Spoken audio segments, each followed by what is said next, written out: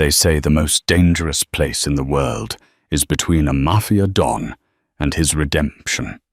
On a rainy Tuesday in Chicago, inside the city's most exclusive restaurant, a waitress was pouring a $500 bottle of Barolo for the most feared man in the underworld.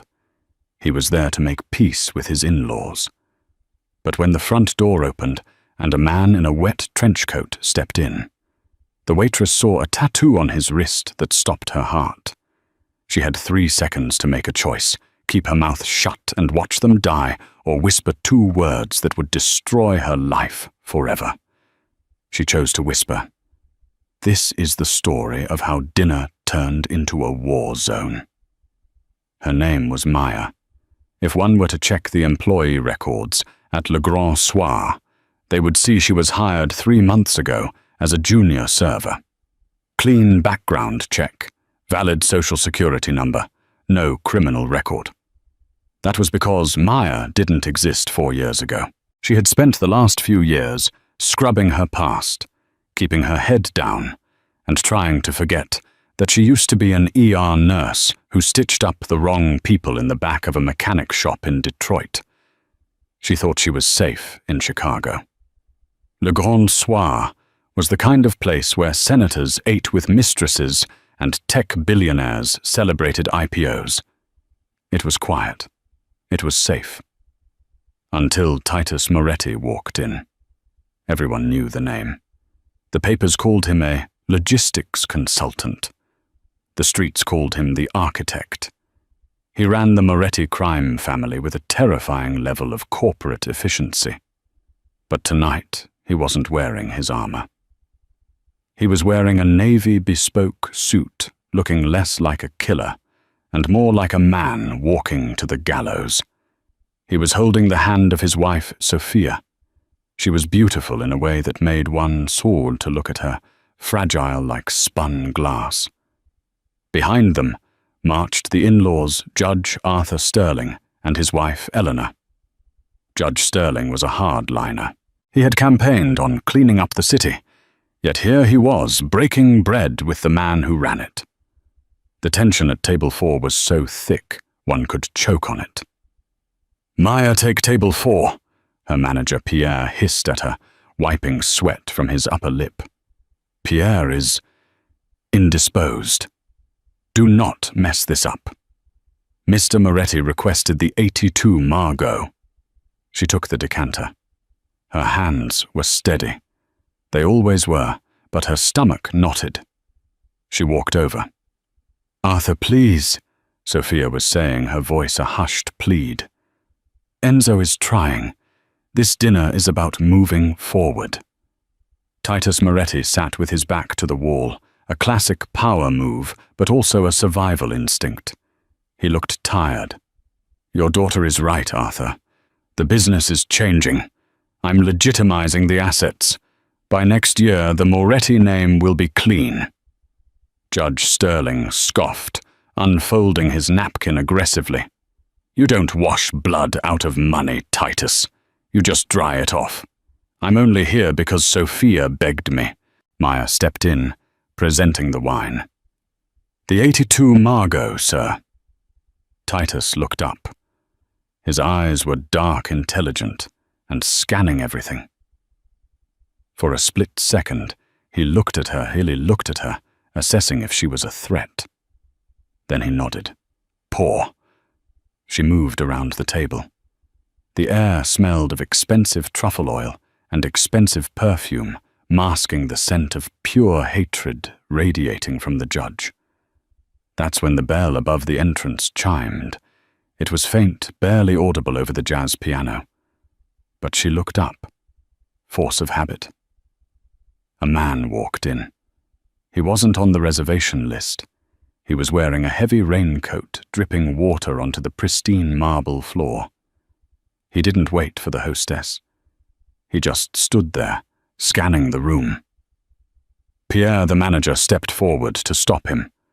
The man in the raincoat placed a hand on Pierre's chest. It looked gentle, but Pierre crumbled, gasping for air, clutching his ribs. The man in the raincoat stepped into the light. Maya saw the tattoo peeking out from his cuff as he adjusted his collar. A black scorpion with a split tail. Her blood ran cold. She knew that tattoo. Back in Detroit, she had patched up a guy who had been tortured by a crew known as the Silence. They were cleaners. Contract killers hired when one wanted to wipe out an entire bloodline, not just one target. They didn't leave witnesses. The man reached into his coat. He wasn't reaching for a wallet. Maya looked at Titus. He was distracted arguing with Eleanor about school districts for children who didn't exist yet. He didn't see the man. He didn't see the death walking toward him. If she did nothing, she could drop the tray and dive into the kitchen. She might survive. If she warned him, she was involved. The man in the raincoat locked eyes with table 4. He started walking faster. A second man entered behind him, locking the front door. She was standing right behind Titus's left shoulder. She gripped the wine bottle so hard, she thought it would shatter. She leaned down, pretending to refill his water glass. Her lips were inches from his ear. 3 o'clock, she whispered, her voice trembling but clear. Scorpion tattoo. 2 shooters. Run now. Titus didn't flinch. He didn't turn his head to look at her. He didn't ask, what? He simply froze for a fraction of a second. The charm vanished. The husband vanished. The architect returned. Titus Moretti moved with a speed that defied physics. One moment he was holding a crystal stemware glass. The next he had kicked the heavy oak table upward. Crash. Plates, cutlery, and the $500 wine went flying. The heavy table flipped onto its side, creating a makeshift barricade between the family and the rest of the restaurant. "Get down!" Titus roared, his voice shaking the walls. Pop, pop, pop, pop! The suppression fire started instantly. Bullets chewed into the wood of the table and shattered the mirror behind them. The sound was deafening, a high-pitched cracking that made ears ring. Screams erupted in the restaurant. Patrons were diving under booths. "My God, Arthur!" Eleanor screamed, clutching her husband.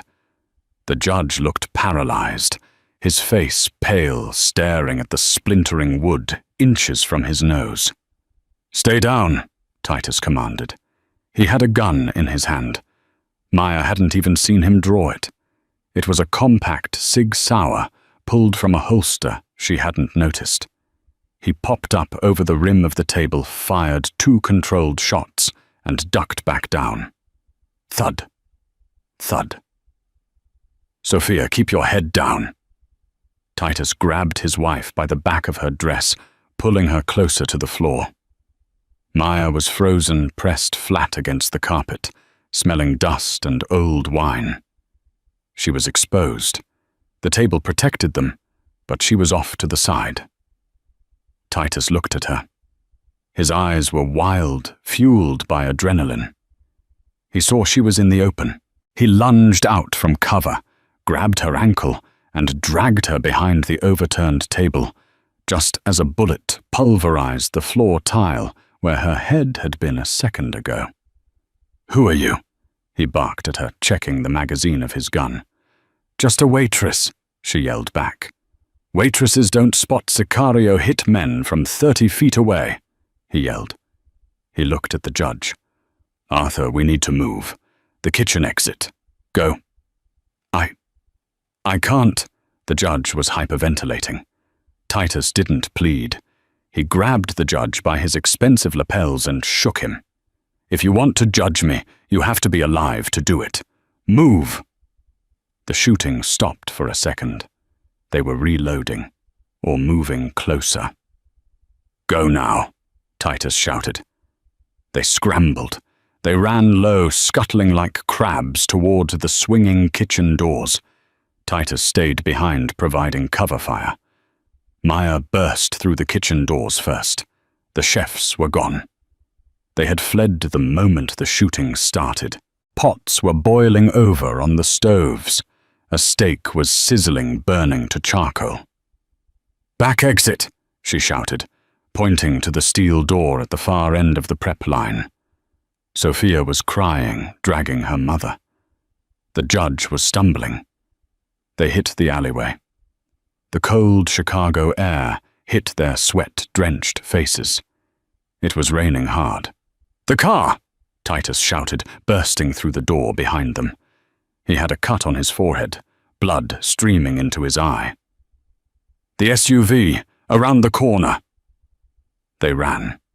Maya's apron was tangled in her legs, so she ripped it off and threw it in a puddle.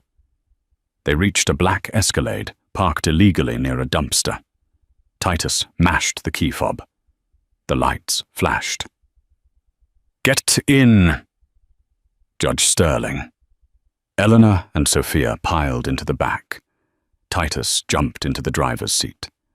Maya stood there on the pavement, the rain soaking her uniform.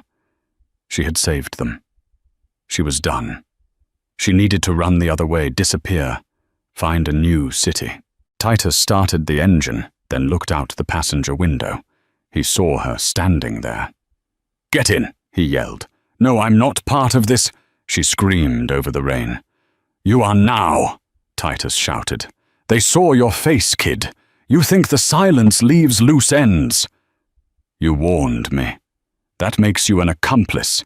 If you stay on this sidewalk, you're dead in 10 minutes. She looked down the alley. She could hear sirens in the distance, but she also heard the heavy boots of the hitmen kicking open the kitchen door. She didn't have a choice. She yanked the passenger door open and threw herself into the leather seat. Titus slammed on the gas. The Escalade screeched, fishtailing on the wet pavement, and roared out onto the main street, weaving through traffic. "Is everyone okay?" Titus asked, his eyes glued to the rearview mirror. "You animal!" Eleanor shrieked from the back seat. "You brought this on us. You promised." "I didn't order the hit, Eleanor," Titus snapped. He swerved to avoid a taxi. "Someone sold us out. Someone knew exactly where we'd be." He looked over at Maya. His face was grim. "And you," he said, his voice dropping an octave. "You're going to tell me exactly how you knew what that tattoo meant. And if I don't like the answer, I'll throw you out of this moving car." She looked at him. The adrenaline was fading, replaced by the cold, hard reality of her situation.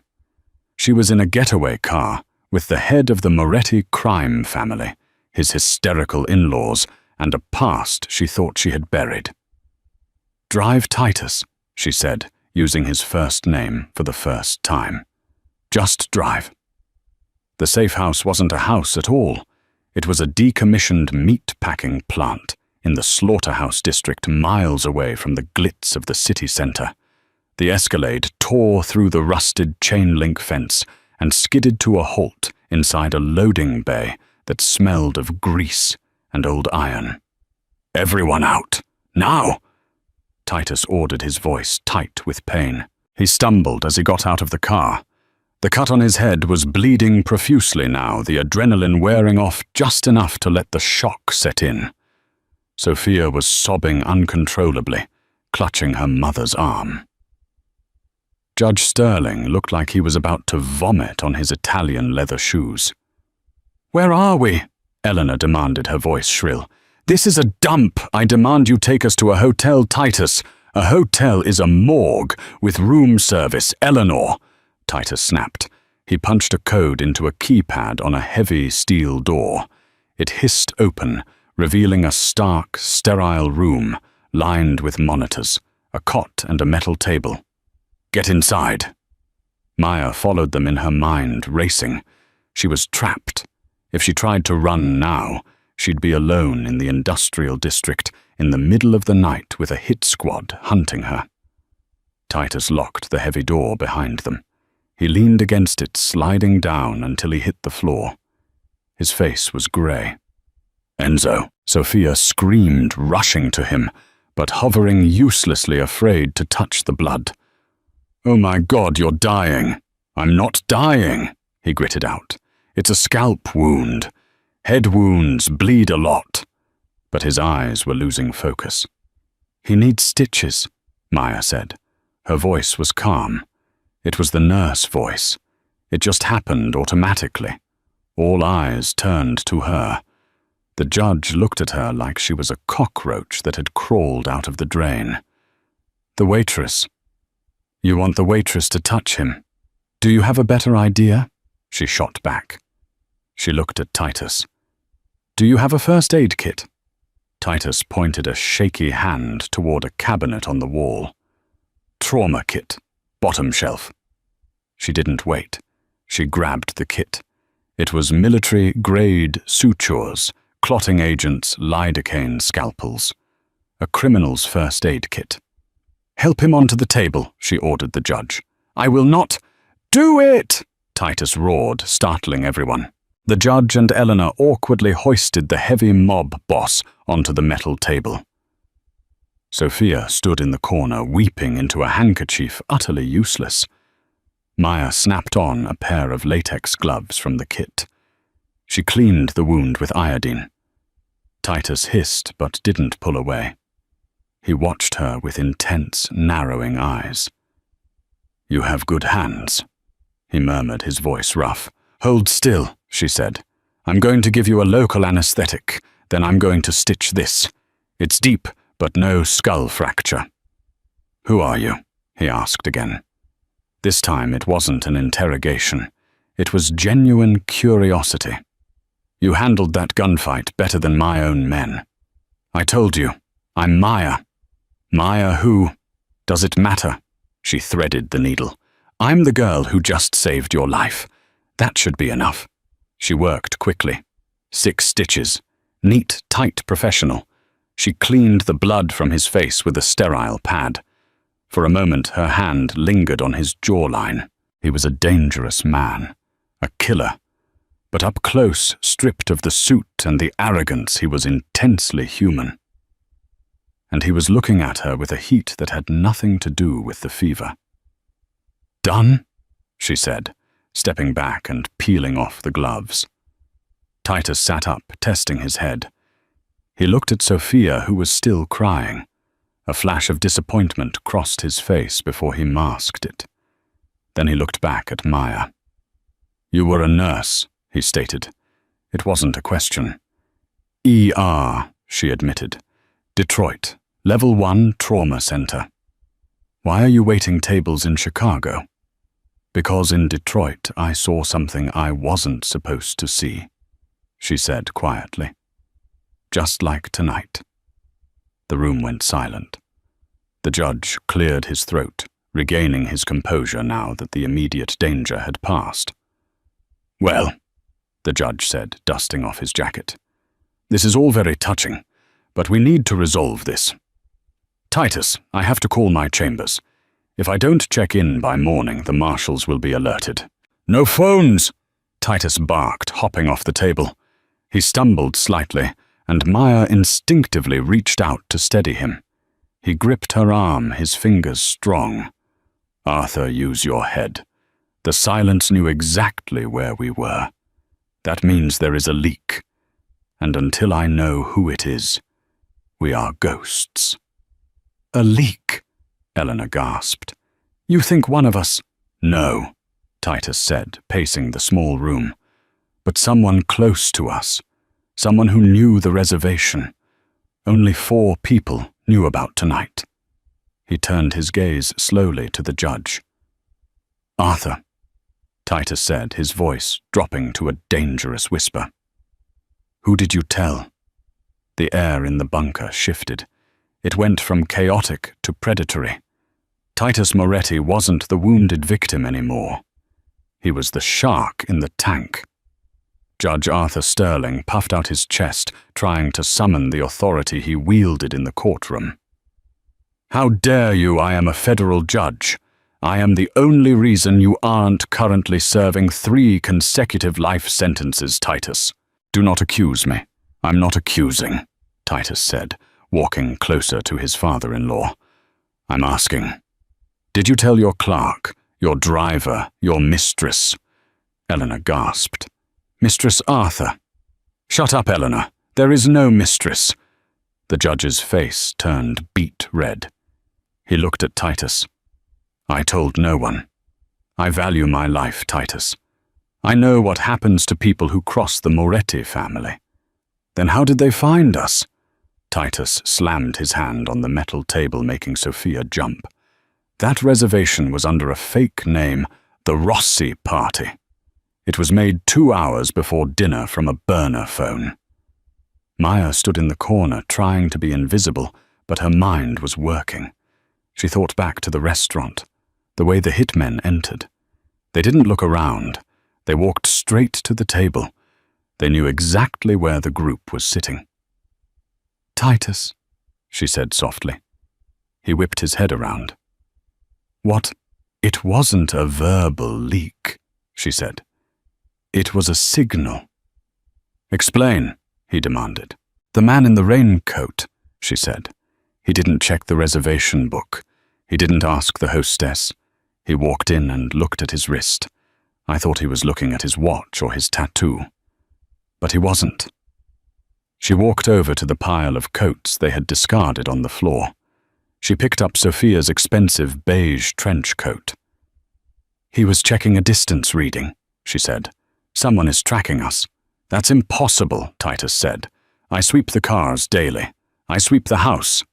It's not the car, she said. She patted down the pockets of Sophia's coat. Nothing. She checked the judge's coat. Nothing. Then she looked at the pile of purses. Sophia's handbag was a limited edition Birkin. Beautiful leather. She picked it up. Hey, put that down, Sophia snapped, finding her voice for the first time. That's private property. Maya ignored her. She dumped the contents onto the metal table. Lipstick, a compact mirror, a wallet, and a keychain with a heavy bedazzled charm shaped like a heart. She picked up the keychain. It felt heavy. Too heavy. Sophia, Titus said, his voice deadly calm. Where did you get this? Sophia's lip trembled. She looked from Titus to her father. It was a gift. From who? Titus asked. I don't know. It was in the mail last week. There was a card. It said it was from you, Enzo, for our anniversary. Titus's face went white. Our anniversary isn't for 2 months. Maya grabbed a scalpel from the medical kit and jammed it into the seam of the leather heart. Sophia shrieked, but Maya twisted the blade. The leather popped open.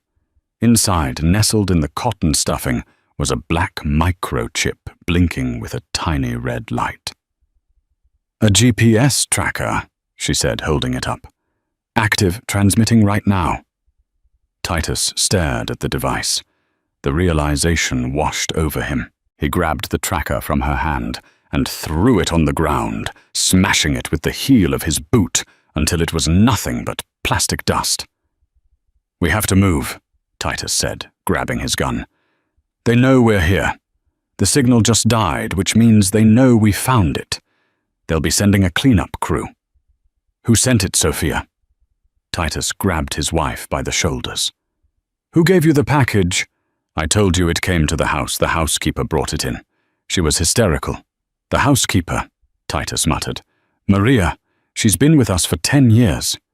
Money changes people, the judge said, looking relieved that he wasn't the traitor. Or threats. It's not just money, Titus said, his eyes darkening. This is Luca Vanzetti. The name hung in the air like a curse. Even Maya knew that name. Vanzetti was the rival Don of the South Side. Violent, erratic, and brutal. He had been trying to take over the Moretti territory for years. Vanzetti doesn't have the tech for this, Titus said, pacing again. He's a thug with a baseball bat, not a surveillance expert. He has a backer. Someone is funding a war against me. Suddenly the lights in the warehouse flickered, and died. Total darkness. "They're here," Maya whispered. "Get down," Titus hissed. They heard the screech of tires outside the loading bay. Not one car. 3. Heavy doors slamming. The sound of assault rifles being racked. "There's no back exit," Titus whispered to her. "This bunker was designed to keep people out, but if they breach the door, it's a tomb." "The ventilation shaft," she said. "I saw it when we came in, above the monitors." Titus looked up.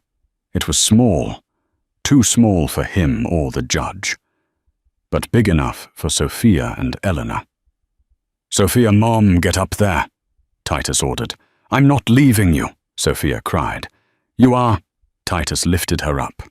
"Crawl to the roof. Hide. Do not come down until I come for you." He shoved Eleanor up next. That left Maya, Titus, and the judge.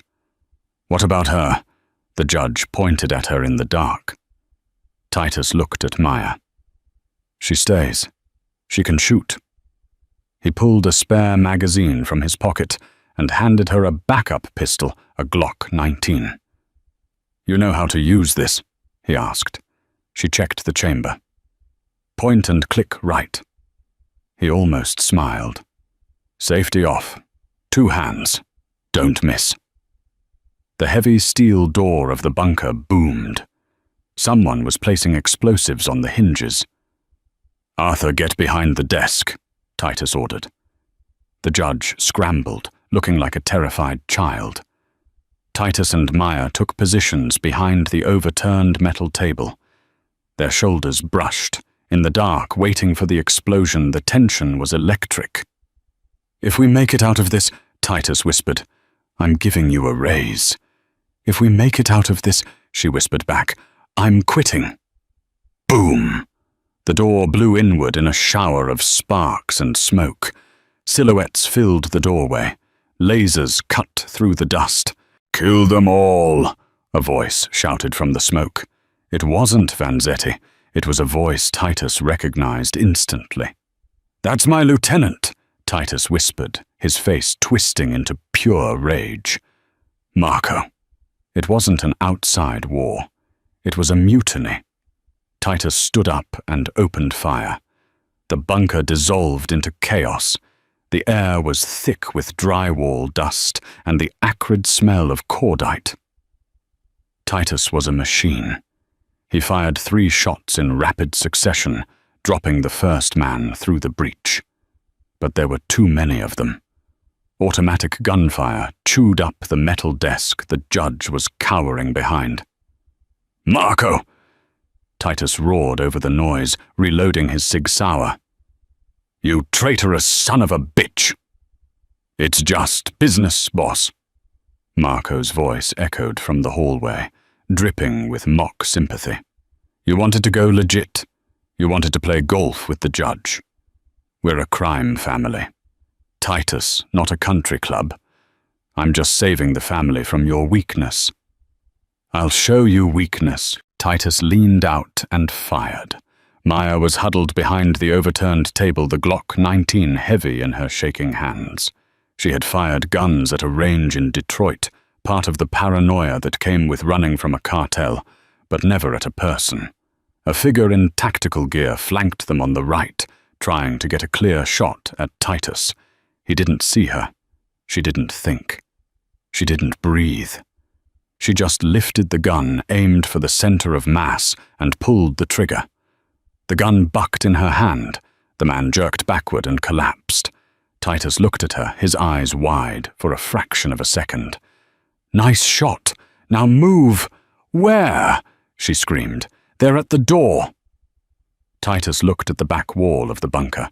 It was lined with heavy piping for the refrigeration units. "The ammonia line," Titus pointed. "If I shoot that this whole room fills with toxic gas in 10 seconds. "We don't have masks," she yelled. "We have shirts." Titus grabbed the judge by the collar, dragging him up. "Cover your face when I shoot. We run through the smoke straight into them. It's the last thing they'll expect." "You're insane," the judge shrieked. "On 3. Titus ignored him. 1, 2. Bang. Titus shot the yellow pipe. A hiss like a jet engine erupted as white clouds of anhydrous ammonia sprayed into the room. It was blinding and choking. "Go, go, go!" Titus charged, the door firing blind into the white fog. Maya grabbed the judge's arm and sprinted after him, burying her nose in her elbow.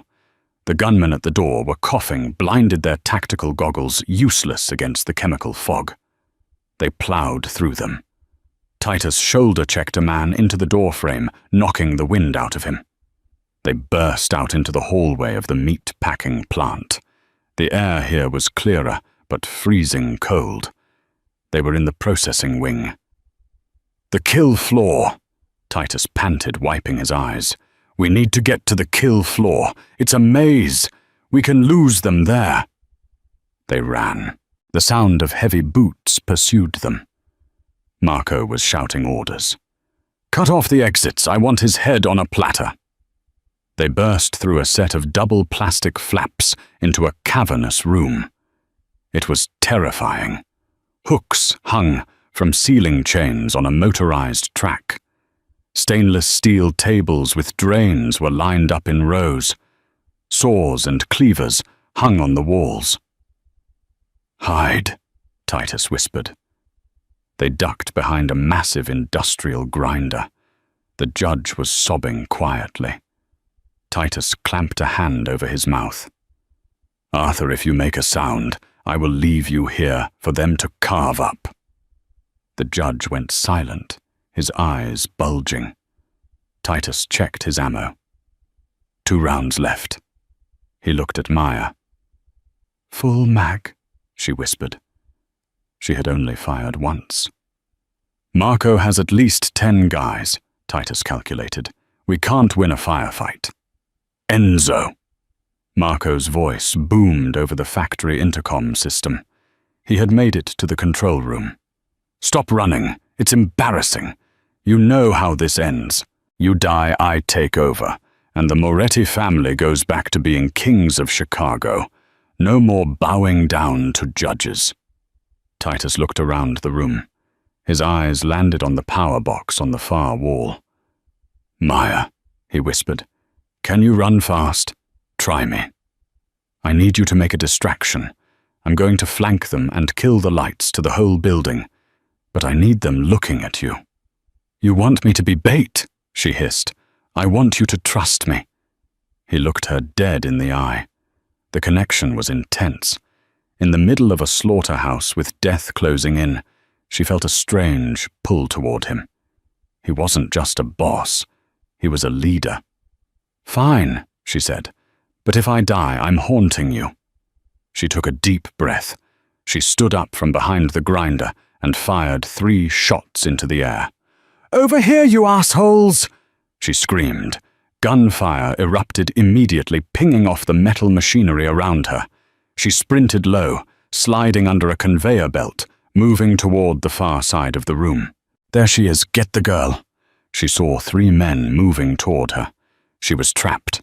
She raised her gun, ready to take at least one with her. Suddenly, the hum of the factory died. The lights went out. The only light came from the moonlight filtering through the high skylights. Then the sound of the conveyor belt chains started up. Clank, clank, clank. Titus hadn't just killed the lights. He had turned on the machinery. Hooks swung through the darkness. The men screamed as heavy steel chains swung unexpectedly into them. Bang! Bang! 2 muzzle flashes from the dark. 2 bodies dropped. Titus was hunting. But then a spotlight from the catwalk above clicked on, pinning Titus in a circle of blinding light. "Gotcha," Marco said from the catwalk. He was holding a sniper rifle. Titus froze. He was exposed. Marco lined up the shot.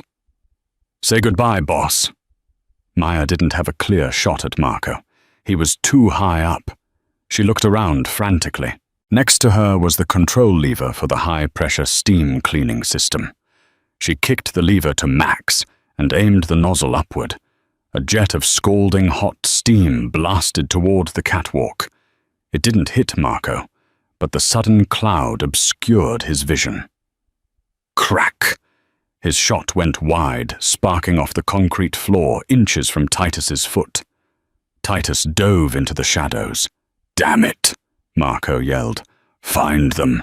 Sweep the floor!" Titus slid next to her in the dark. He was breathing hard. "We can't stay here," he said. "We need to get out."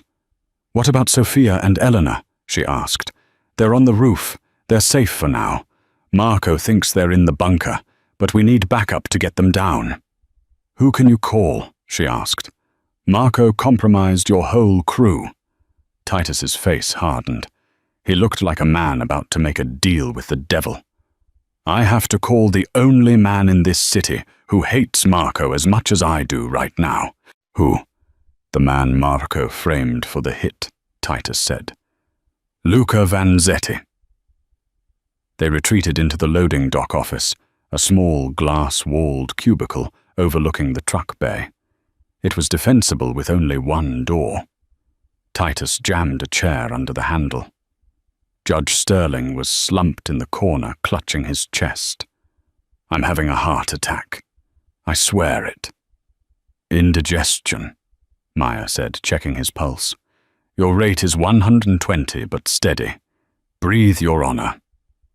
Titus pulled a burner phone from his pocket, one he had lifted off the dead gunman Maya shot. He dialed a number from memory. "Who are you calling?" the judge wheezed. "Silence," Titus commanded. He put the phone on speaker. It rang 4 times. Then a gruff, gravelly voice answered. "Yeah, Luca," Titus said. There was a pause. "Moretti, you got some balls calling me. My boys tell me there's a hit squad hitting your safe house. I was just about to pop a bottle of champagne." "The hit squad isn't yours, Luca," Titus said calmly. "I know that. I didn't send them. But I'm enjoying the show." "It's Marco," Titus said. The line went silent. "Marco," Vanzetti repeated. "Your right hand." He turned. "He's trying to take the crown. And Luca, think about what happens if Marco wins tonight." Titus let that hang in the air. "Marco is a hothead," Vanzetti muttered. "He's reckless. He hits civilians. He brings heat." "Exactly," Titus said. "I'm trying to legitimize. I keep things quiet. The cops leave us alone because I give them peace. Marco wants war. He wants to expand into your territory, Luca. He told me himself. He wants the South Side." "He said that..." Vanzetti's voice dropped. "If I die tonight, Marco takes my army.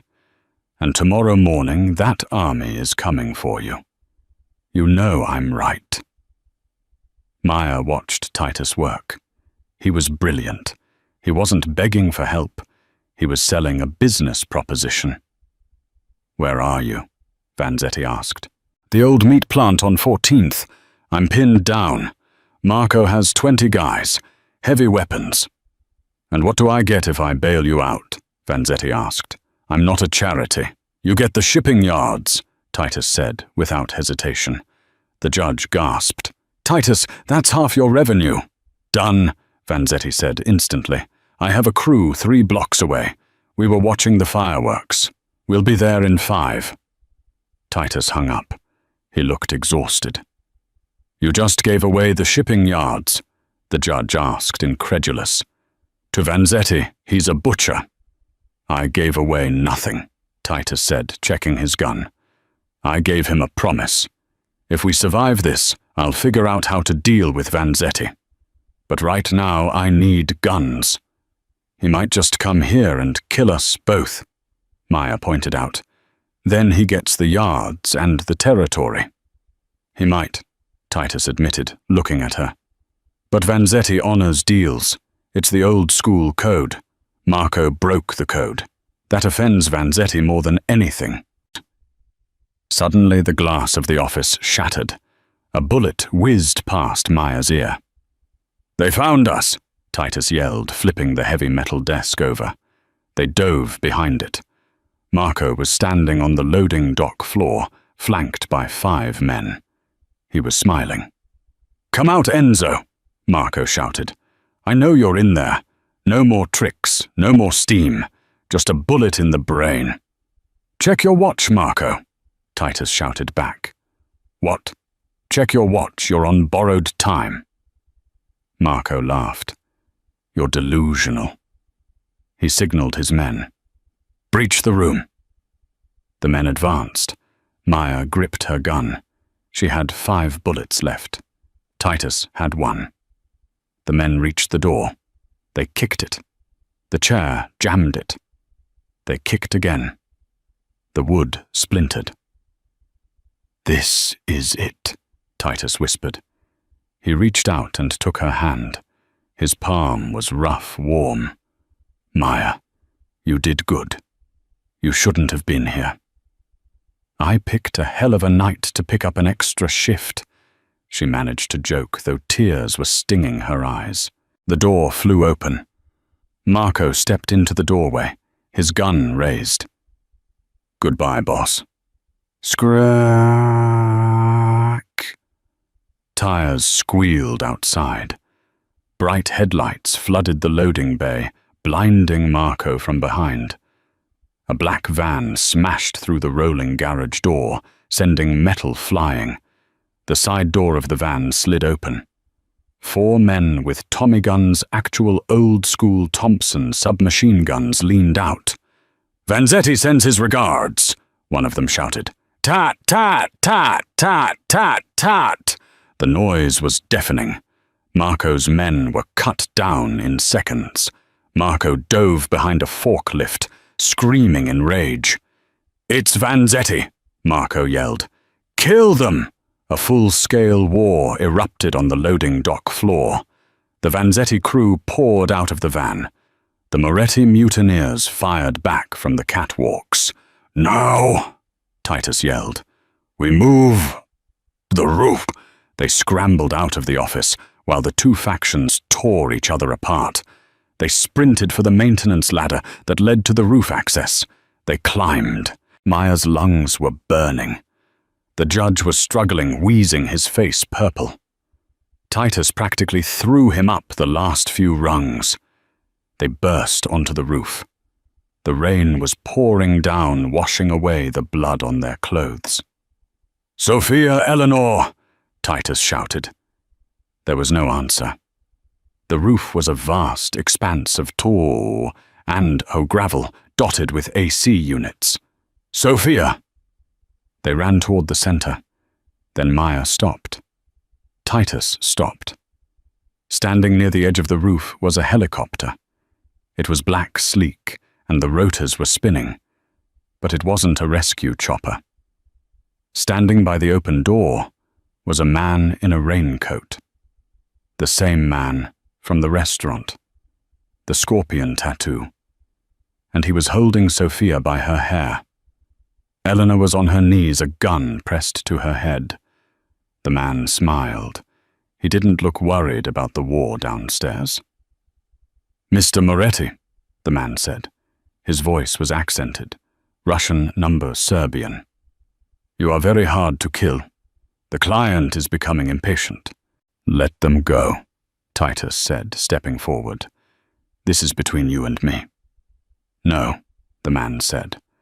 "The contract was for the family. The suffering is the point." Titus raised his gun. It was empty.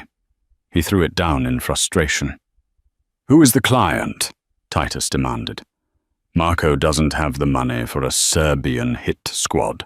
Who are you working for?" The man smiled. "Marco, no.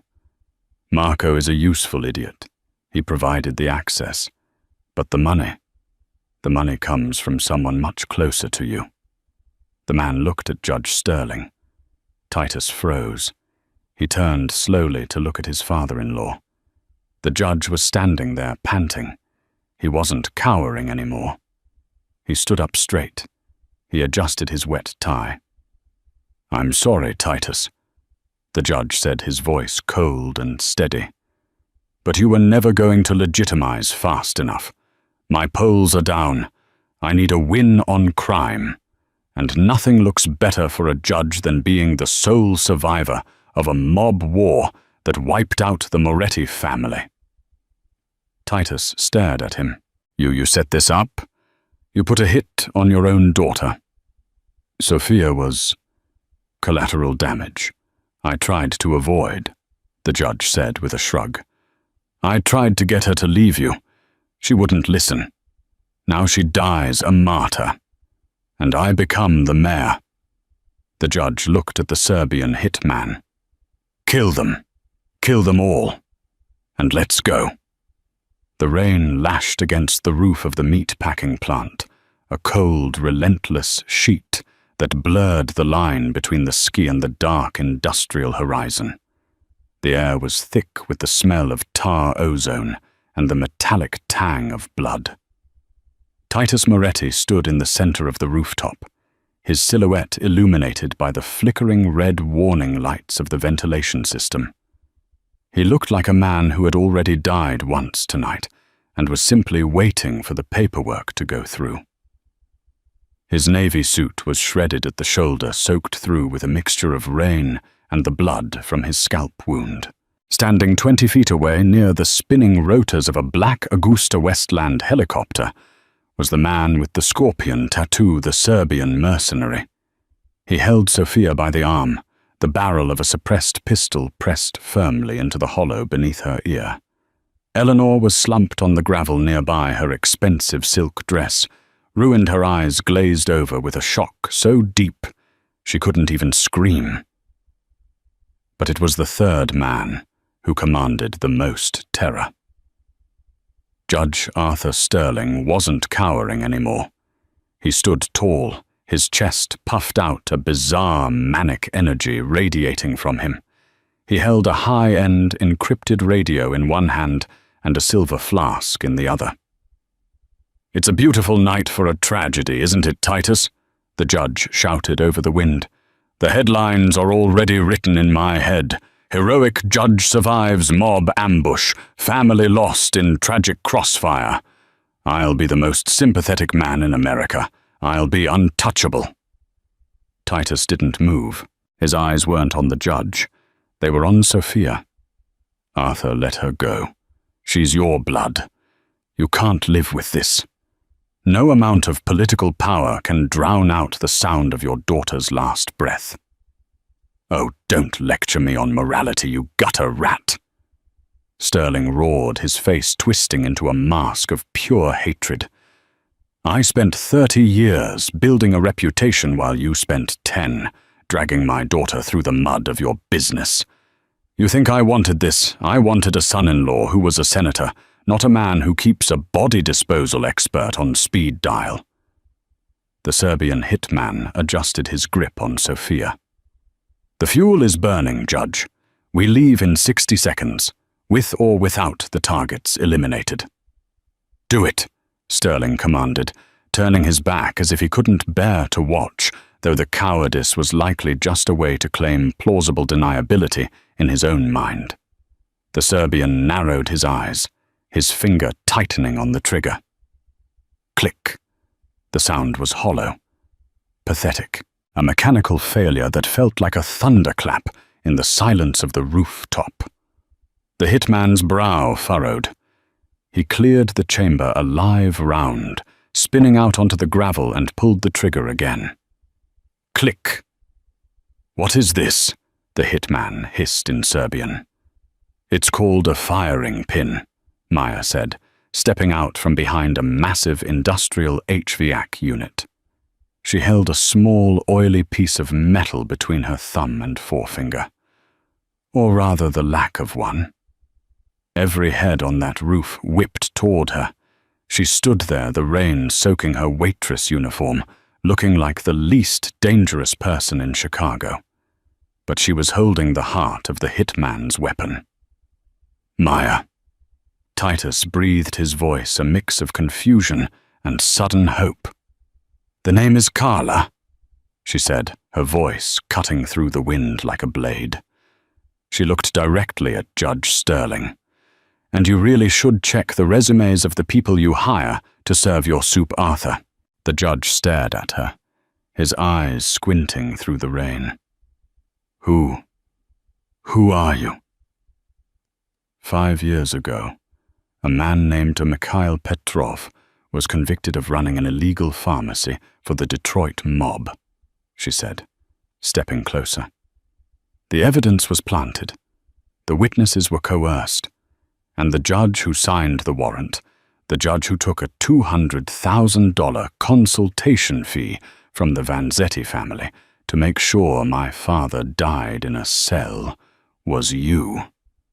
The judge's face went from pale to ghostly white. Petrov. That was a closed case. He was a criminal. He was a healer, she snapped. And I've spent every day since his funeral becoming the ghost that would haunt you. I didn't just happen to be working at Le Grand Soir tonight. I've been tracking your movements for 18 months. I knew you were meeting Titus tonight. I knew you were planning something because you've been liquidating your offshore accounts for weeks to pay for this silence crew. She looked at the Serbian hitman, who was reaching for a combat knife in a tactical sheath on his thigh. Don't, she warned, lifting the Glock 19 she had taken from the office downstairs. I'm a much better shot than I am a waitress. Titus didn't wait for another word. He knew this was his only window. With a roar of pure primal rage, he launched himself at the hitman. The two men collided like two freight trains. The hitman was younger and stronger, but Titus was fueled by the betrayal of his family and the survival instinct of a man who had been hunted since he was 19. They rolled across the gravel, a blur of navy wool and black tactical gear. Titus grabbed the hitman's wrist, slamming it against the edge of a raised skylight until the knife clattered away. He then delivered a brutal short-arc elbow to the man's temple. The Serbian slumped his eyes, rolling back, as Titus pinned him down his hands, finding the man's throat. Titus! Stop! She shouted. If you kill him, you're exactly what the judge wants you to be. Titus froze his chest. Heaving, his fingers dug deep into the hitman's neck. He looked up at her, his face covered in blood and rain, looking truly like the monster the world believed him to be. Then slowly he released his grip. He stood up, shaking, and walked over to Sophia. He gathered his unconscious wife in his arms, shielding her from the rain. Meanwhile, Judge Sterling was backing away toward Theo. Theo wore the edge of the roof, his eyes darting around like a trapped animal. You have nothing. It's my word against yours. I'm a pillar of this community. You're a corpse who hasn't stopped talking yet, she said, lowering her gun but keeping her eyes locked on him.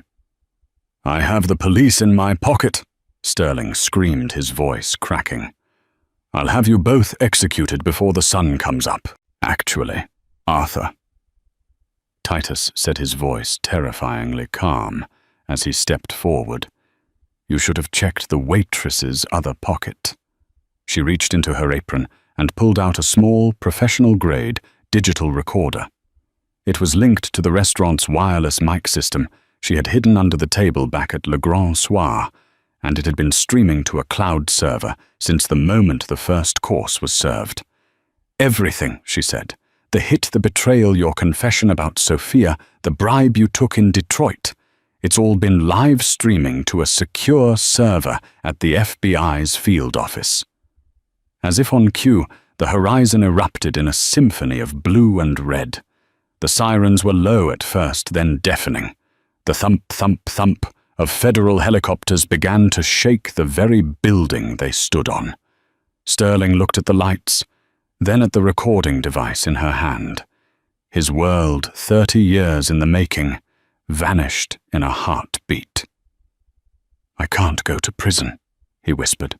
"I know what they do to judges in the general population." "Then you should have thought about that before you sent my father there," she said. The judge looked at the edge of the roof. It was a long way down to the concrete of the slaughterhouse district. He looked at Titus, who was holding Sophia, and then at Carla. For a second, she saw the man. He could have been a man of law before the greed had rotted him out. He took a step back. "Arthur, don't!" Titus shouted, reaching out a hand. But the judge didn't want mercy. He took one more step, his eyes fixed on the sky, and disappeared into the dark.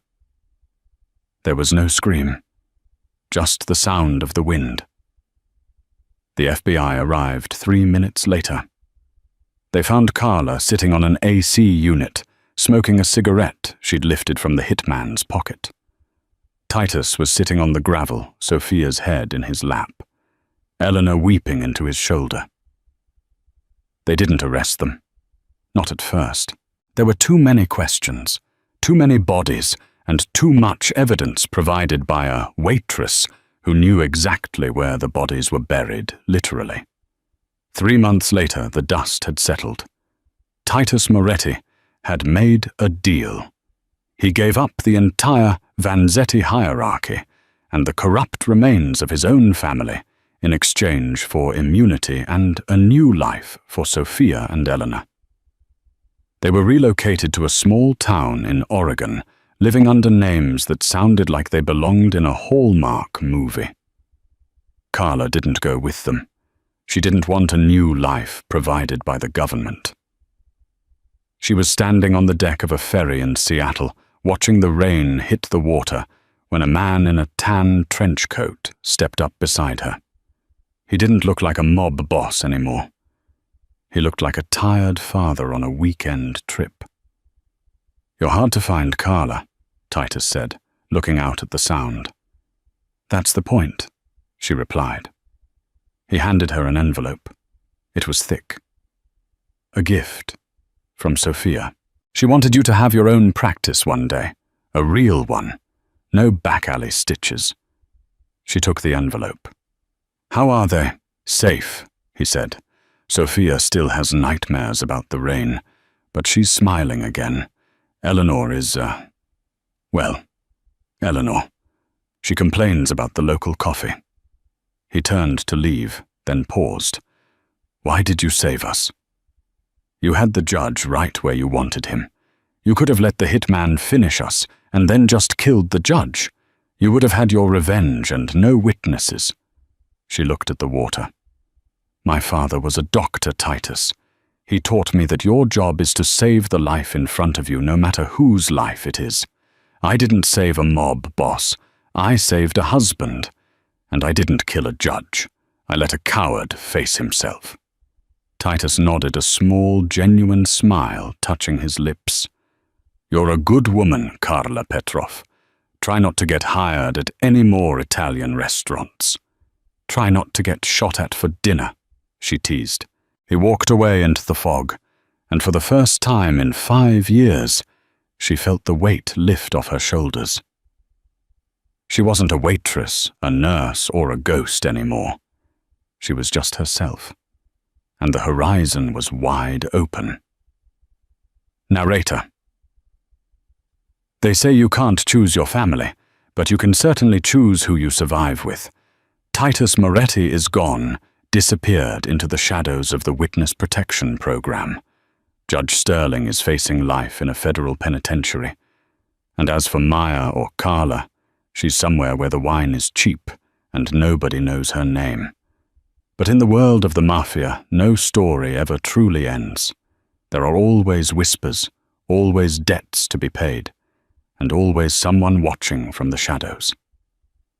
If you enjoyed this deep dive into the dark heart of the Chicago underworld, make sure to hit the like button and share this video with someone who loves a good twist. Most importantly, subscribe to our channel and turn on the bell icon. We have more stories of betrayal romance and high-stakes drama coming your way every week. What would you have done in Maya's shoes? Let us know in the comments below. Thanks for watching.